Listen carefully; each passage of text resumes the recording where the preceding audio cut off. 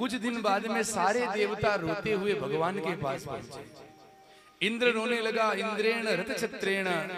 इंद्र ने कहा कि प्रभु एक भौमासुर नाम करके राक्षस है, उसने मेरे छत्र को छीन लिया, माता अदिति के कुंडल छीन लिए, हमारे खेलने वाले मणिद्वीप को छीन लिया। और उस राजा ने, भौमासुर ने, राक्षस ने अपनी जेल खाने में 16,100 राजा की कन्याओं को अपने यहाँ पर बंदी बना रखा है। भगवान गरुड़ पर बैठे हैं, सत्यभामा को साथ लिया है और भगवान इस भौमासुर से लड़ने के लिए चले। भौमासुर की राजधानी के बाहर एक राक्षस जिसका नाम था मूर रक्षा करता था गांव की। भगवान अंदर जाने लगे, मूर खड़ा हो गया, लड़ाई करने लगा भगवान से, और भगवान ने युद्ध में इस मूर को मारा है, तो भगवान का नाम मुरारी हुआ। बोलो कृष्ण मुरारी भगवान की। और फिर भौमासुर को भगवान ने ललकारा, भौमासुर युद्ध के मैदान में आया और लड़ाई करते करते भगवान कृष्ण ने इस भौमासुर का उद्धार किया।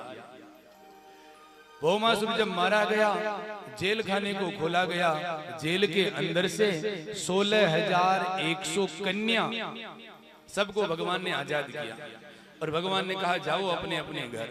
सब रोने लगी भगवान के सामने, हाथ जोड़ करके कहने लगी कि हे द्वारिकाधीश, अब हम कहां जाएं? आप बताओ।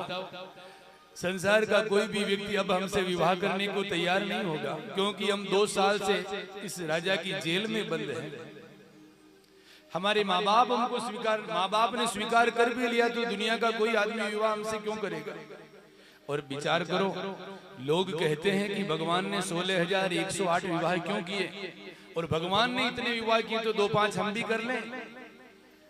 तो उन लोगों के लिए ये जवाब है, भगवान ने इतने विवाह राजी खुशी नहीं, धर्म की रक्षा के लिए किए थे। क्यों?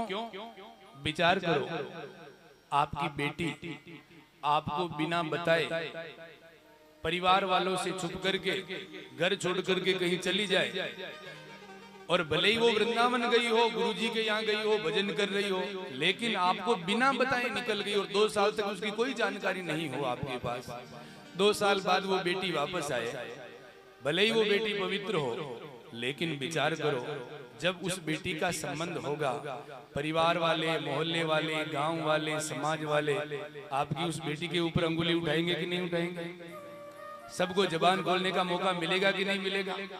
भले ही आपकी बेटी पवित्र है, लेकिन लोग कहेंगे अरे ये 2 साल कहीं रह करके आई है, बताओ कौन विवाह करेगा? दिक्कत आएंगी। और यही परेशानी है 16,100 कन्याओं के साथ में है। ये कहती है कि हमें पता है दुनिया का कोई भी व्यक्ति हमसे विवाह नहीं करेगा, हमारे परिवार वाले हमको स्वीकार नहीं करेंगे, और अब हमारे पास केवल 2 रास्ते हैं, या तो हम कुएं में गिर करके मर जाएं, या फिर हम गलत रास्ते पर चली जाएं। और एक लड़की यदि गलत रास्ते पर जाती है, सैकड़ों घरों का सुख चैन बर्बाद कर देती है। भगवान ने कहा तुमको न तो कुएं में गिर करके मरने की जरूरत है, न तुमको गलत रास्ते पर जाने की जरूरत है। भगवान ने कहा सब चलो द्वारिका। भगवान ने सोचा कि ऐसे यदि गलत रास्ते पर चली गई तो मैं तो धरती पर धर्म की स्थापना के लिए आया हूँ, और धरती पर अधर्म बढ़ जाएगा, पाप बढ़ जाएगा।